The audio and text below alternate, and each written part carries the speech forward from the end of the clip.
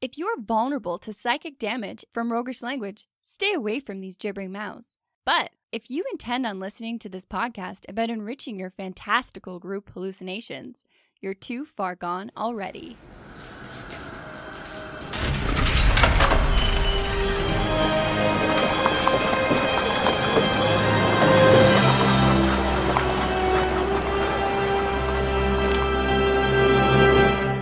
We are the brothers, both DMs and players. I am the one with practiced steady hand from doodling and painting, Travis.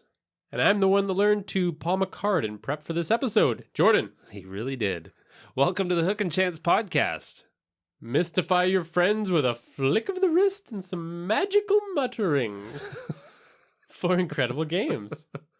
I didn't even get good at the hand palm, though. It was really awkward when I performed it, too, because... Yeah, nobody knew what I was doing.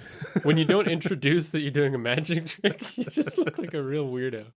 You would all be impressed because Jordan, of course, you can't see him, but he is pantomiming some very magical moves. He's got it down. It's really impressive. I even dressed up for this episode. I've got a tuxedo and a red bow tie. In case none of this makes any goddamn sense, this episode we're talking about prestidigitation, which is that often underused cantrip that is so useful. Yeah, it's a really fun spell for specifically role-playing because it doesn't have a lot of combat usage. It doesn't have a lot, I say. Watch my words. Because it has some if you get creative enough. And it's part of the Bard spell list, Sorcerer, Warlock, and Wizards. And even some subclasses get prestidigitation. Yeah, if you get into Fighter, there's a subclass that gives them some spells, and Rogue as well. Yeah, Arcane Trickster. So you got no excuse to not have this in your... Basically everyone has prestidigitation. Yeah. There's very few people that do not have access to this spell, but it is so valuable and adds a ton of flavor to whatever you're doing if you know what it's useful for. And that's the initial problem with prestidigitation, is that there's so many rules to the actual spell itself that it often just, I think, gets kind of lost in translation. It's a lot to remember, so it's hard to kind of pull that out in the middle of a game to be like, okay, I know exactly what I'm going to use this for. We'll give you some good stuff. So we're going to do that by getting into our segments. The first one we're going to do is Archives of the Ancients, which will talk about the mechanics of the spell and some ways to use it. And then we're going to hop into the first time you've heard this segment, Kinship Camp, which is about role-playing within the confines of a specific spell or situation. And finally, Timora's Tavern, which we play a game of wacky scenarios. And see the return of a couple of characters that you may or may not have missed. If you've listened to this podcast before. If not, I apologize for everything. All right, let's jump into Archives of the Ancients. This is the Archives of the Ancients, where knowledge is unearthed to add wild insights to our world.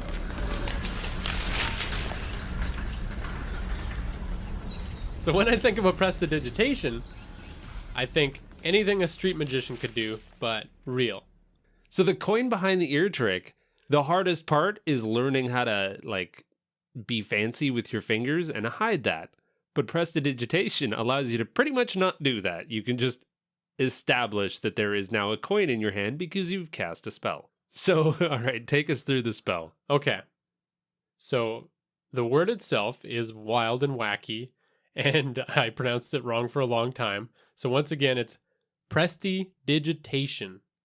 So presti is French for nimble, digitus is Latin for finger, and ation is English, and it denotes action.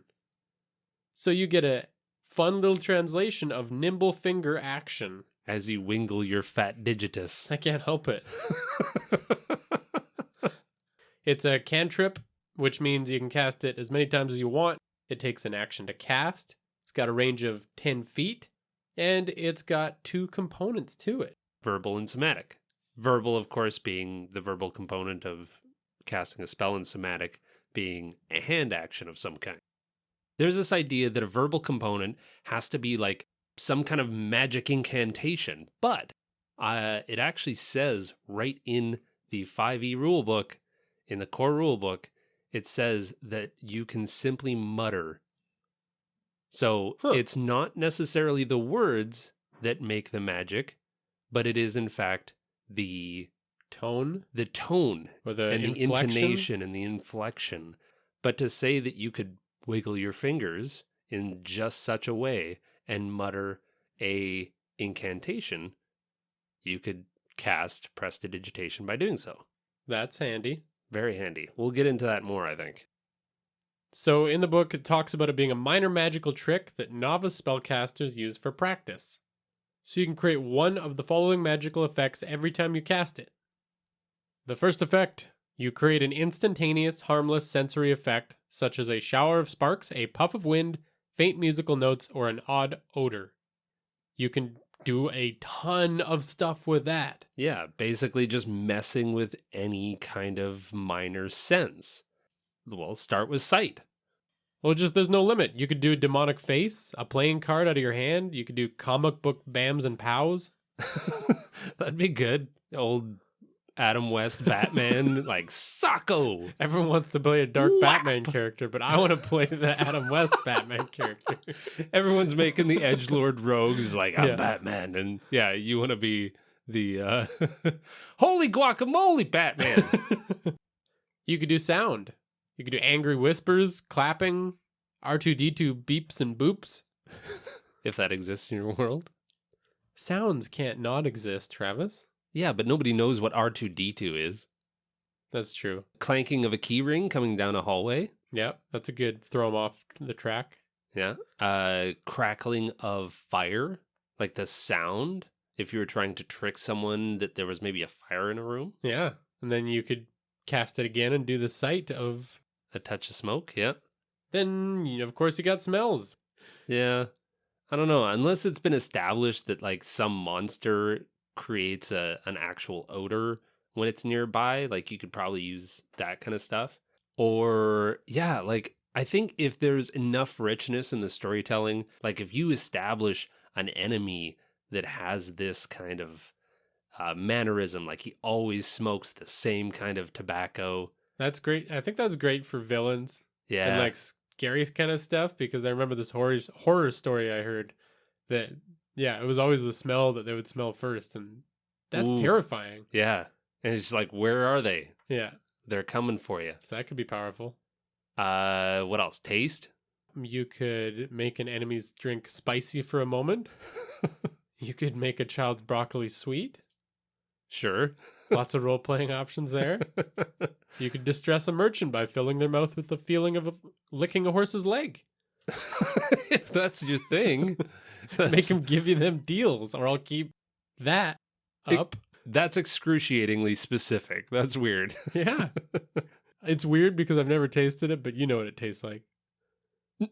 No. A horse's leg? You can't picture a horse's leg taste? No, I can't.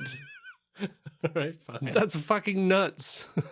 You could sell surplus gruel for months. Just like the cheapest, most garbage food out of like a little food truck, and then just keep making it taste delicious. All it's got to do is make it down the throat.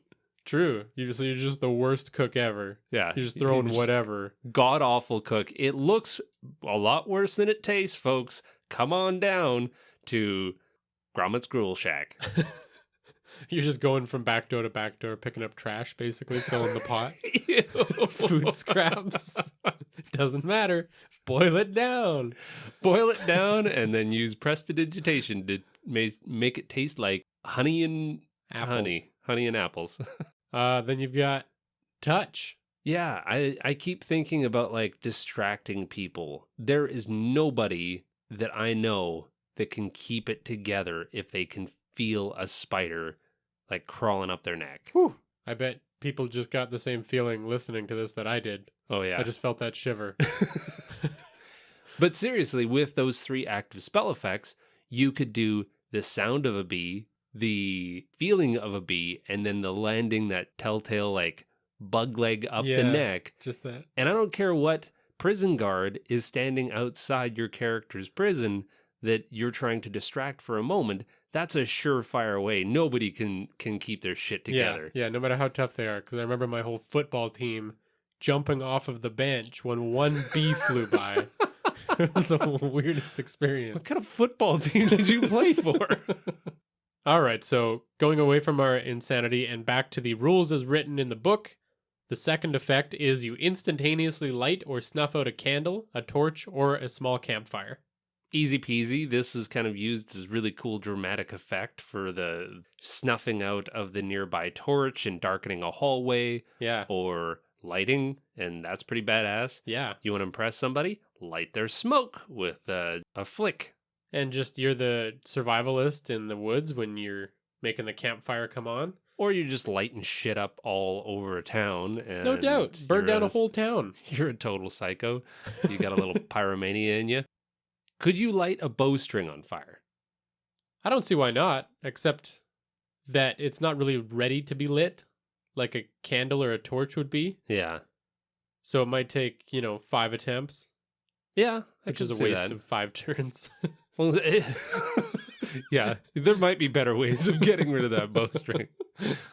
So that one's pretty simple. But back to the book, you have the third effect, which is you instantaneously clean or soil an object no larger than 1 cubic foot. That's actually pretty generous as far as like size goes. Yep. Like 1 cubic foot is, you could pack a lot in there. Like you Pack could, a lot of dirt. well, I mean, I'm thinking laundry. Laundry's gone because all you do is just put your clothes in a small pile and Yeah. one casting of prestidigitation. Your bedroll, no ticks in your bedroll for you. You just pile it all into a place and I wish I would have known this before you made us role play all the laundry. there's a lot of riveting games going on where it's laundry day for the adventurers. Yeah, but I mean, you could use it all over the place with roleplay being a super tidy person, Yeah. always cleaning places up that you travel to and just making gross places because we always go through gross places in D&D.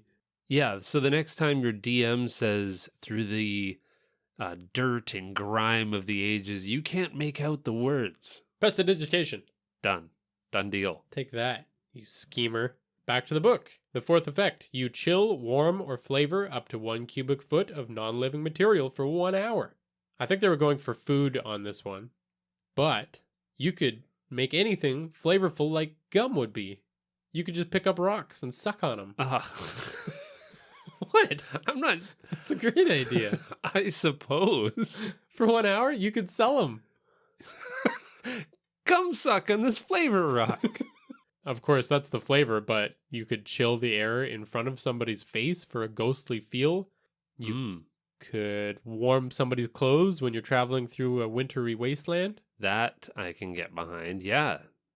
Staying alive in the Arctic Yeah. is cantrip, prestidigitation, lasts 1 hour. You just keep casting that. And you can do it 3 On- times for 3 of your party members. Totally. Yeah. Yeah. You got a couple of party members with prestidigitation, you can survive the Arctic. Or, of course, going back to that flavor rock idea, you could flavor dirt like meat. You're really you're really obsessed with just flavoring shit you find on the ground, huh? Yeah, it's magic. Why? But why are you putting these in your Well, mouth? okay, but if you flavor dirt like meat, then monsters will be lured to it. And if you use Okay. another one to make it smell like meat, then you've got a monster full of rocks and dirt, and that's easy to fight. All right, I could see that. Yeah. All right. At least gonna get sick. He's at least gonna half his movement speed when he's full Yeah. of 10 pounds of rocks. Have fun with that one, DMs. Going back to the list, we've got our fifth official effect, which is you make a color, a small mark, or a symbol appear on an object or surface for 1 hour. Okay, so you could definitely use this for like marking places that you've been. Yeah, that's a good call. Yeah, Kind of finding your way out of a maze-like scenario. sure. Passing information throughout your spy network. Yeah, if you had a pre-established series of symbols, Yeah, that'd be pretty easy. yeah. If you had That's a that thieves' location camp, that kinda? you looked for every time, like you were just passing it in an alley, and you looked for that one spot to see if there was a mark there, and if there was, then the deal's going down. Like there's a deal to go down in that alleyway? Yeah. What kind of a deal? Dagger exchange. Just trade daggers. You could easily get a discount on damaged goods at the marketplace. Oh, you're going back to how to rip people off, huh? Yes, of course. I like how each one of these effects kind of leans toward a certain class. This is definitely a roguelike class. I guess it doesn't have to be. You could do nice things with it, but We just go to the bad things. ooh, yes. Here's an idea for you. If you're chasing someone, you can mark your target with a bright bullseye. On an object or surface, you can make that symbol appear. Do you think that would work on a person? Well, if they have clothing on, theoretically, I Or a don't see why not. backpack or something like that? Yeah, Yeah. or a hat. And the final one? The final effect is you create a non-magical trinket or an illusory image that can fit into your hand, and that lasts until the end of your next turn. This one's huge. This one's so versatile. Yeah, you can cast pretty much whatever you want. You can conjure into reality for a short moment. Because that's the thing about this one that a lot of people that we've talked to misunderstood, is that part of it is that you can make an illusory image, but the other part of it is that it can be a real thing. A physical object. And it lasts until the end of your next turn, which means it's in existence for roughly 12 seconds. Well, I think this could be really cool if you showed a visual of a target or an NPC, Oh, like a help me Obi-Wan kind of situation. You're yeah. my only hope. Because it's an illusory image, you could cast the image of a person Yeah. doing something. Cool thing about that is that it doesn't have to be real. You can lie about it. You can trick somebody. I think that would be a pretty good deception, is showing them somebody saying something that they didn't really say. Totally. One of the interesting things about the words of this spell is that there's no spell save DC on these illusions, which most illusions have one so that people can tell if they're illusions. I wonder, is that because you think that it's so good because it's like concentrated magic in your palm? It's not like you're trying to cast an illusion of an entire cart, which is challenging to do, but this is so small and so concentrated. Why would anyone expect that that is in fact an illusion? Well, the big point here is that you can cast any one of these 6 spell effects multiple times. You can have 3 active prestidigitation effects active at any one given time. That's endless combinations. Like, you can do so much with this spell. It's pretty wild, and I think that's why it gets so underused, because the world is your oyster when it comes to prestidigitation, if I can. So to that effect, we are providing a really cool little visual that hopefully will help with the effects of this spell so that you have it handy. Totally. Not every spell is going to need that, but this one, like we said, there's so much to it. So hopefully that helps. This is Kinship Camp, where rich histories and diverse quirks are explored between weary adventurers around the safety of the fire. Okay, so we haven't done this segment before, but this one is all about role-playing and exploring using different elements of the game to have more fun with our characters. And the idea is we're just going to take a deep dive and only look at this from a role-playing aspect. Like, how could you use prestidigitation more to enhance role-playing? So as far as what's needed, again, there's the verbal and the somatic components. Let's talk about that verbal component. Well, you did talk about the fact that you can just mutter and keep it real subtle, but I also went ahead and prepared some translations based on our spellcasting episode. As you do. Okay, give us a couple of your favorites. I think Elven is a good one because that falls right into the realm of D&D. So for that, we've got Breg Lebed Glenhee. Wow. And that translates to Quick Finger, go now. Which is very eloquent. Quick finger, go now. As eloquent as an Obviously. elf. Yeah. And then I think my all-time favorite, because Iwakis is just so good when it comes to spellcasting, is Grektrick Ichiwama. Okay, Ichiwama is definitely from. I recognize that. Wicket said that. Yeah. And the full translation is hands go wow. So that was him saying wow in the movie, apparently. Ichiwama is wow. Okay. Grektrick Ichiwama. That's a spell. That's good stuff. But if you normalized these words, if your character was to say any of these all the time, you could turn it into almost a nervous tick, and then people wouldn't know when you're actually casting the spell. Interesting. Well, and like we were saying, verbal components in the player's handbook don't specifically say that it has to be the word. It can be a variation of tone and inflection.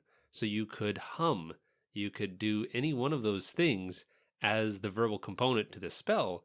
And yeah, you could just be a casual fan of humming or whistling or anything like that. So yeah, you could make this a part of your character that they're always making this noise. Sometimes you're just making it for the fun of it. Other times you're casting prestidigitation while you're at it. Yeah, I really like that. So what's an example of one of these sounds? Well, it could be it could be a throat clear. Yeah. Yeah. It could be an It could be a laugh. We're not gonna keep doing this all An day. evil laugh. Yeah. Sounds, Yeah, we could just make sounds. You get it. So let's get into the different classes that cast this spell. Wizard is the most classic spellcaster, of course. Sure. So what could you add to your character as a wizard to make him more fun to roleplay? You could take it to another level where you are actually showing like attack plans. Science fiction shows always have this like table that shows this really cool 3D model or something like that being projected onto it. Yeah. And you're trying to do the plan. You could do that in the palm of your hand. Little mini version, yeah, for sure. You go up to this tower over here and then you come down the back of the castle and Yeah, that's cool. yeah, you're the smartest person in the party as a wizard. You've been incredibly studied. You're a strategist. You're You're into a the strategist, plans. Totally. Yeah, for sure. You could always be creating charcoal for etchings and writings in their book or on surfaces. Oh, interesting. Yeah, so you don't necessarily need a pen. You just create a small non-magical trinket Yeah. as charcoal and get the impressions off of the top of that weird chest. Unless, of course, your DM would rule that disappears too. But Damn. could float it. Mm-hmm. Okay, so what about a warlock? They're always connected to their patron. Usually that's a pretty creepy aspect to the character. Totally. You could make your eyes smoke. Would that be creepy or weird? I would say it'd be creepy if your fucking eyes just started smoking and they were like glowing even. That's true. What about smoke around the eyes and the eyes glowing in it? Because smoking eyes almost reminds me of like a Popeye smoking ears scenario. Other ways to make your patron connection more intimidating to people, you could do like a voice that comes from the ether. Oh. Just like whispers. It's got to be quick, so it's just like a whisper or a... What about just enhancing your spell casting when you are connecting to your patron by casting small runes on the palms of your hands and thrusting them skyward when you are communing with your warlock patron? That's a pretty cool move to pull out. You're going to mess up the rest of your party when they're like, holy shit, that person is like, they're into it. But it'll spell out that connection, yeah. Oh, yeah. I like it. What about sorcerer? This is the perfect spell for a wild magic sorcerer. How so? Because you can just enhance the unpredictability of your spells. There's always a little mishap. Well, there's always big mishaps when it comes to the wild magic sorcerer. They've got that table of effects that can happen when they cast spells. But this lets you create small mishaps that come from daily actions. What if you were under the impression as an enemy that your combatant is out of spells? Like if it's just known that there's spell slots, Fair and enough. that's like There's a limit to your power. There's a as limit to your spellcaster. power. Yeah. So the whole casting a shower of sparks, you go and in order to really fake out the big bad, you're doing all of the big gestures like you're trying to cast the biggest 7th level spell you can possibly muster. Smokes and sparks. And then you just do a little puff of smoke and a little shower of sparks. And they're like, oh, the sorcerer is dry. You're saying set yourself up for... No, you're faking them out. Okay. You've still got another 4th level spell in the bag, and you're going to nuke them as soon as they let their guard down. Oh, false sense of security. Exactly. Nice. Yeah, that's good. And then we've got the Trickster Rogue. So that's the Rogue subclass where you can be an arcane trickster. Absolutely. This, I think, I mean, there's no limit to the number of cool things that you could do. It's gold for them, yeah. So the one that jumps out to me is trinkets and things. You could fake people out with jewels that aren't really there. You could like reach into your bag and be like, oh, all of this money that I have, or all of these jewels that I pilfered, and show a ruby, and then just put it back in your pocket. And nobody would be the wiser. They would have to assume that that bag is full of rubies. Yeah, true enough. Or if you're trying to steal from somebody, you could make their little coin purse appear on the ground in front of them. Use that as a distraction for when you steal their actual coin purse. Totally. What about when you're sneaking into a Mark's house and you need something to just prop the window open just for a second?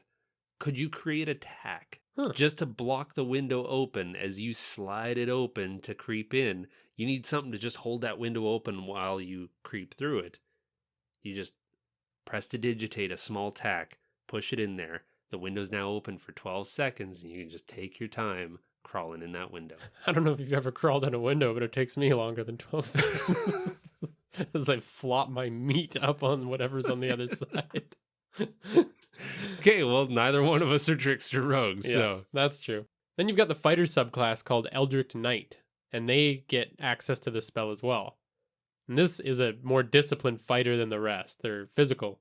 yeah. So how would you use prestidigitation in a kind of a fighter context? Well, in their prep and planning, you could do a sharpening stone that lasts for 12 seconds as they Oh, yeah. hone their blade's edge. If they were really meticulous about constantly keeping a perfect edge on their blade, Yeah. that'd And be pretty cool. again, more meticulousness. You could keep their armor in perfect cleanliness with Ooh, that. yeah. You could make them pull up an object that belonged to a loved one as part of a tragic backstory or something. Ooh, to like remind them of why they're fighting. Yeah.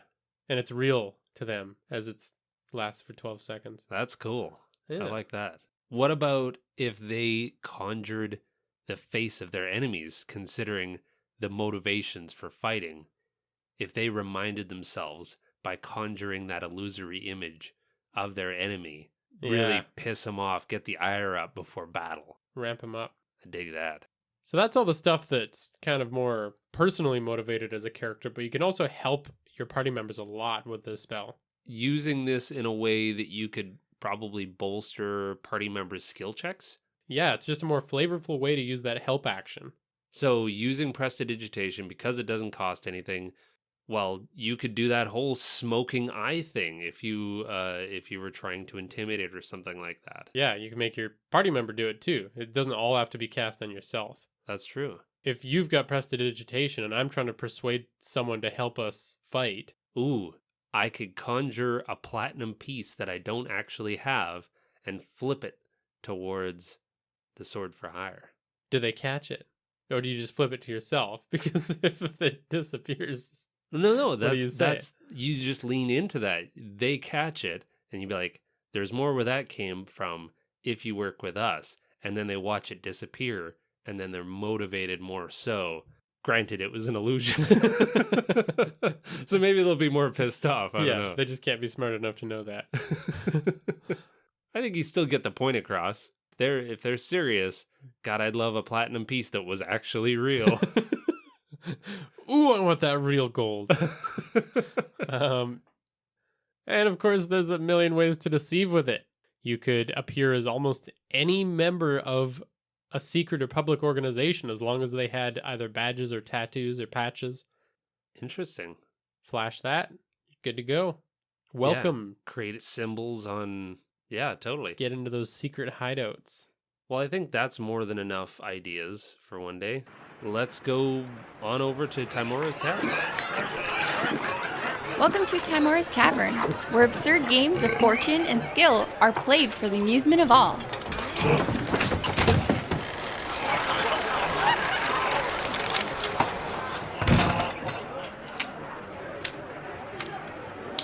So in that last segment, we were talking about how you add prestidigitation to role-playing, but in this one, what if you have to use prestidigitation in the clutch of battle? So we've actually prepared some scenarios for each other to react to. Okay, so these characters are not fleshed out, so don't worry, but we're going to play some characters that we've touched on before. McJaster.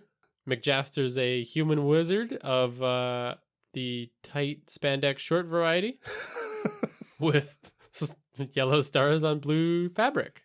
Yes, very ostentatiously dressed. And Mongrel is a half-orc dispute mediator and message delivery person who doesn't do the greatest of jobs. And I think that was kind of built into his character, that he was kind of a flawed dispute mediator. He wasn't great at what he does. Okay, so McJaster and Mongrel find themselves in the lavish meeting quarters of Queen Beroldis. In it, black silk drapes are festooned around the room. A large oaken table sits in the middle, and above it hangs a black antler chandelier. At one end of the table sits a grizzled general of the local army, his white beard instilling an air of wisdom and skill. Standing behind him are 4 of his intimidating personal guard. His arms are crossed. He scowls at the other end of the long table where the simmering war matriarch of a band of local orcs sits with a few of her men. You know why they're here, to settle the harassment of the orc clans, which has been hampering their war effort. So after many hours of argument, mediation has clearly failed. Both sides now press their ire at McJaster and Mongrel. Seize these 2, they yell. They have used up all of their punchy spells and are limited to 1 prestidigitation. The door bursts open, and in rush a half-dozen guards in loose-fitting uniforms, pushing to surround the culprits. They're brandishing royal swords at our heroes menacingly, and one exclaims, "Got you, you rat!" while shaking her sword vigorously, a triumphant, wild-eyed grin on the face. Well, here's my turn. Let's get into this. Let's go. McJaster screams like he's been stabbed and clutches his chest. His shirt turns blood red, and he yells, "Assassin!" pointing to the crowd of diplomats. Using prestidigitation to color his clothes. Heck yeah. Nice. Mongrel will back you up with that and say they ducked behind that curtain with the gust of wind behind the silk drapes. He grabs McJaster's coat and yanks him towards the door to head for the exit. And McJaster casts it again as a dagger is heard being sheathed from behind the curtain. Nice. Drawing everyone's attention there absolutely at this point, and we start backing away. Mongrel will snuff out whatever light source is right next to the door to cover our escape. All right, it's safe to say the heroes scramble into the hall, with the guards confused only for a brief moment by the ruse. It stretches in front of them to an open wooden doorway midway through the length of the well-appointed hallway, lined with fine pottery and massive full-body portraits of a long line of pompous folks. McJaster slams the door behind them and runs for his life. All right. That's not using prestidigitation. That's just what he would do. Yeah, I guess. Oh, I got it. Mongrel conjures a doorstop under the door that McJaster slammed closed. And knowing, I think, that it only is going to last for 12 seconds, I think that 12 seconds is just what they need to get a full, well, you could get 90 feet ahead of your pursuers by simply using prestidigitation to conjure a doorstop. Yeah. They're running down the halls at a panicked pace now, around twists and turns, snaky corners when they finally reach the front double doors, pushing through to the outside world. The crocodile moat is the only thing standing between them and freedom now, and the only method of crossing in sight is a single child-sized canoe being beached by a chipper urchin boy. Having a day. I have a feeling that boy's day is about to get ruined. Why? I don't know. You wouldn't write him in there if he wasn't. Oh boy. All right. Stealing your idea from earlier, Mongrel picks up a beach rock and warms it and flavors it with the smell. The smell is unmistakable. It's like a sweet roll Okay.